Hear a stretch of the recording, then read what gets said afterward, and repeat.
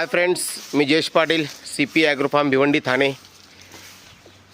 आपण बघत आहात मुक्त संचारमध्ये गावठी कोंबड्यांचा पालन आम्ही करतो आणि पूर्ण ओरिजिनल गावठीमध्येच आम्ही काम करत असतो.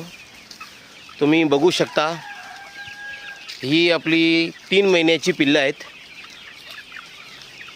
आणि मुक्त संचारमध्ये कशा पद्धतीमध्ये वावरतात बघू शकता तुम्ही.